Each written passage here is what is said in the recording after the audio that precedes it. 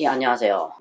2020학년도 대학 수학능력 시험 문제지 가지고 한번 해볼 텐데, 이번 주제가 3, 4등급 이하, 그리고 수능 국어 불안증 있는 사람들, 문제풀이 방법, 그리고 순서 어떻게 할까, 이 문제예요. 저는 원래 이거 안 가르쳐 주거든요. 무조건 전공법으로 실력을 쌓아서 나가라, 이런 식으로 하는데, 수능이 얼마 안 남았고 이게 꼭 필요한 사람들이 있으니까 마지막 수단으로 검토해 보시라는 의미에서 알려드립니다. 이거는 근데 참고로 굉장히 검증되는 방법이니까 어느 정도 미리 써도 되겠습니다. 일단 기본 마인드 세팅이, 보통 사실은 수능 점수가 안 나오는데 고전하는 사람들, 이분들의 특징이 불안증도 같이 가지고 있다는 거예요. 그래서 불안증만 해소하면은 예를 들어서 운동에 입스라는 게 있어요. 입스. 야구 같은 데서 불안해지면은 공을 가운데 못 던지는 것과 똑같은 현상. 타자가 배팅을 못하는 것과 똑같은 현상. 제대로. 그게 이제 수능 국어에서 굉장히 많이 나타나는 거예요. 그래서 불안증은 없애야 되는데, 포인트가 몇 가지 있어요. 일단 첫 번째 포인트가, 혹시 손가락 걸기라는 프리법 아세요? 예를 들어서 선택지를 읽다가 세모를 치고 별표를 치고 물음표를 쳐서 이게 애매하면 나중에 보자라는 그 방법이 있어. 근데 이게 많이 쌓이면 쌓일수록 불안이 가중이 돼요. 그래서 얘를 최소화해야 된다. 그러니까 절대로 세모, 별표, 동그라미, 물음표 이런 걸 치면은 안 된다는 얘기예요. 그래서 무조건 내가 세모 나올 때마다 그냥 세모를 정답으로 치고 넘어가야 돼. 이게 이제 핵심이에요. 그리고 내가 맞았다 이런 생각을 해야 돼. 다시 볼 여유가 없어. 그다음에 두 번째, 풀이 순서가 굉장히 중요해요. 풀이 순서는 좀 이따 알려드릴 거고. 그다음에 세 번째, 시간이 많이 부족하다는 그 압박감.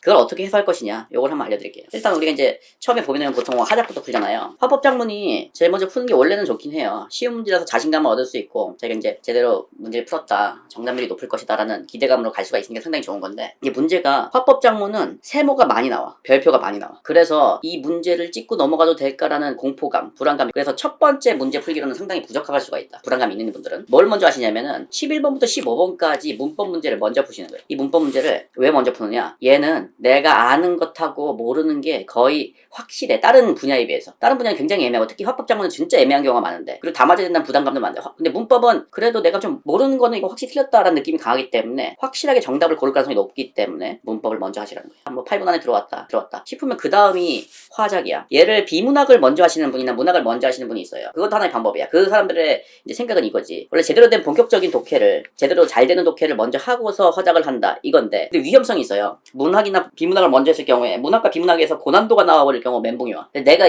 요번 시험에 고난도가 나올지 안 나올지 모르잖아. 근데 보통 고난도 하나씩 나오거든요. 그래서 상당히 위험한 전법이다. 화작을 먼저 푸신다. 화작을 풀고 나서 그 다음에 문학, 비문학으로 들어갈 거예요. 이 독서죠. 이렇게 하시는 거예요. 여기서도 이제 불안감을 해소하기 위해서 세모와 별표를 치지 말고 그냥 정답을 무조건 찍고 맞는다는 심정으로 넘어가는 거예요. 이런 순서로 가셔야 돼요. 근데 이제 이래도 문제가 돼.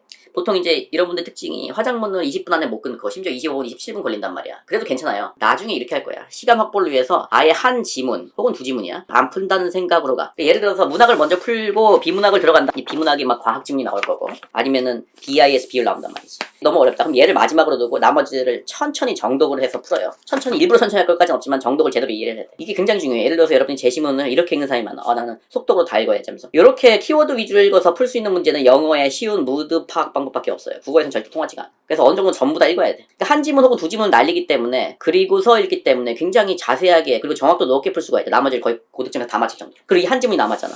이 한 지문이 무려 6문제야. 그치? 만약에 내가 6문제를 다 날리기가 부담스럽다면은 4문제짜리 26번에서 29번짜리 얘를 남기고 나머지를 다 풀 수가 있어. 근데 나머지 중에서 오답이 한 두세 개 나왔다, 뭐 세네 개 나왔다 싶으면은 이제 얘를 다 틀려도 사실 되는 거예요. 얘를 다 틀려도 되는데, 얘를 다 틀릴 경우에는 2등급은 안 나온다라는 실망감 때문에 굉장히 우울할 수가 있지. 그래서 공부가 잘 안 될 수가 있어요. 그러니까 요렇게 내가 제끼고 넘어가는, 스킵하고 넘어가는 마지막에 풀 26에서 29번 이 문제조차도 내가 심지어 제끼는 문제조차도 맞힐 수 있다라는 심정으로 가야 돼.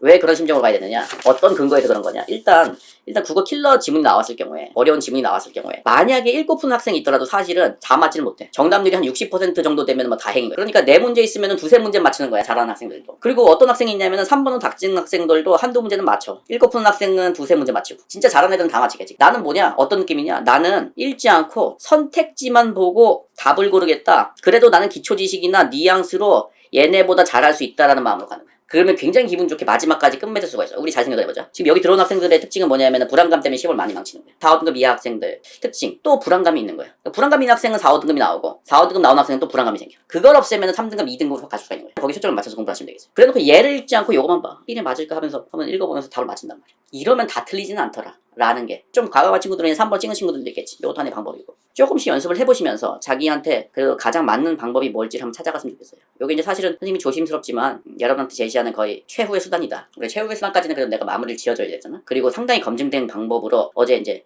굉장한 고수하고 내가 토론을 한 다음에 찍은 내용입니다. 다시 한번 마지막 토론하고 찍은 내용이니까 여러분 도움이 되셨으면 좋겠습니다. 이상입니다.